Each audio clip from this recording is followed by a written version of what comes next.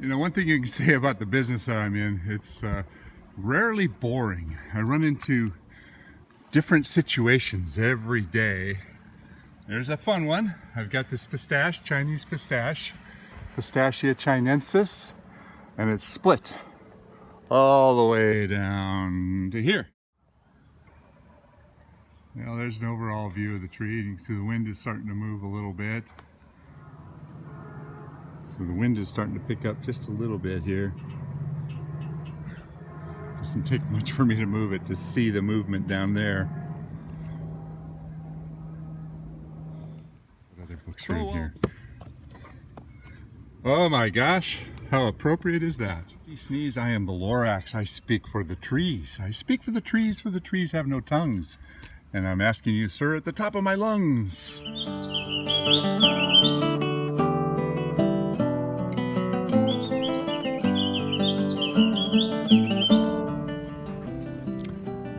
As promised, I said that I would show the video of the repair work that I'm going to attempt.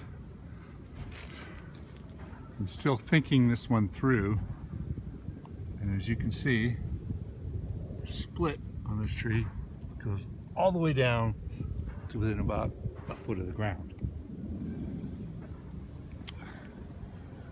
And to reiterate what I said in an earlier video, because this tree is at the end of a courtyard of very expensive homes.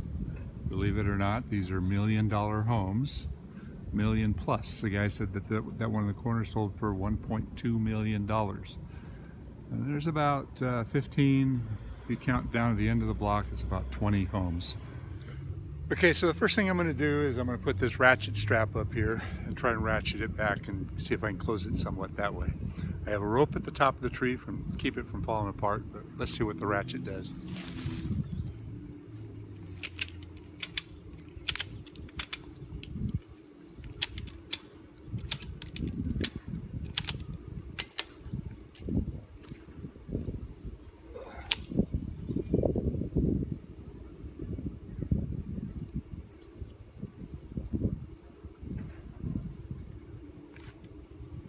It's going to take more than that. I think what I'm going to try and do is put a rope up high and ratchet it, put a Spanish windlass on there. I can now release the other rope and put a... Let me show you how this windlass works.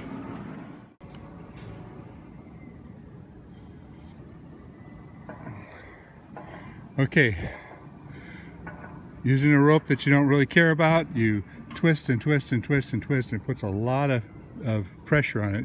Do a loop around all these branches, and then the last thing you want to do is tie off this 2x4 so it doesn't whip back like a propeller on you. Now I'm going to go back down and check that ratchet again, see if I can get any more out of that. If I can pull that closer, then I'll come back and I'll put some more twists on this rope. Now let's see if it's loosened up at all. Yeah. I couldn't pull it at all before, so I want a little bit of... Gotta put the camera down and use two hands.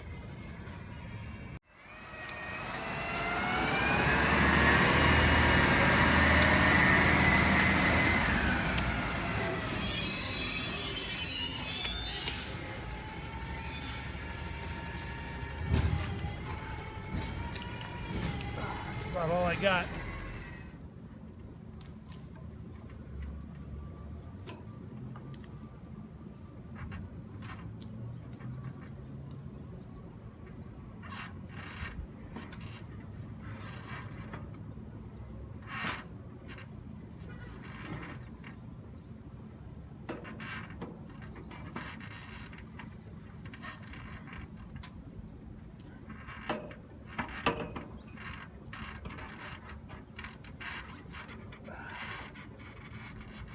Incredible pressure.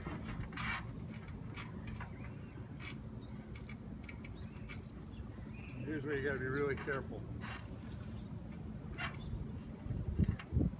One of the comments said many a man has been killed by the whipping of a Spanish windlass. I believe it.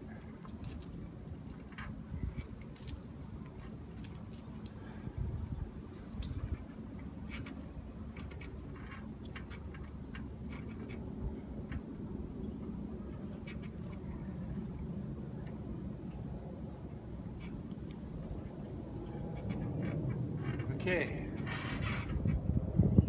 Now let's see if I've got more ratchet.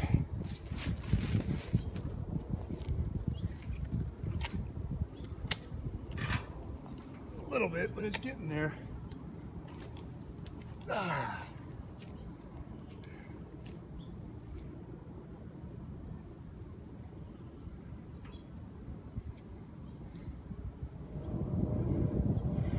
All right, I guess I should have showed drilling the hole, but I just got started and forgot to turn the camera on.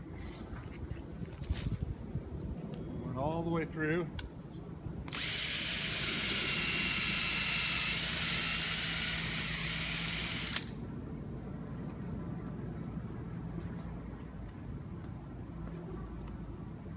Nice, clean, long, straight shot.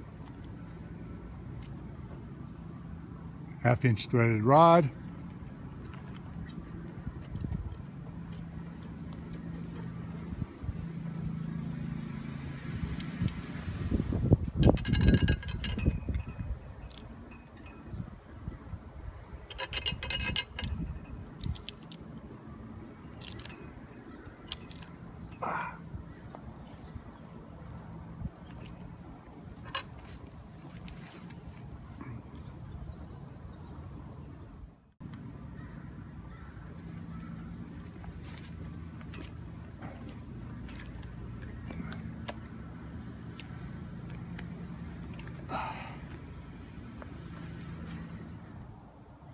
Okay, the threaded rod, as well as the Spanish windlass, and putting the cinch up in the top, the binder, I was able to pull it back pretty darn close.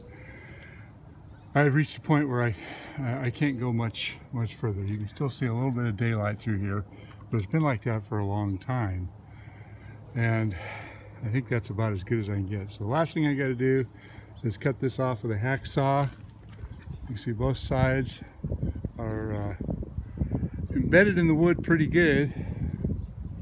This side is not closed quite as nice as the other side. And I'm going to leave that strap up there.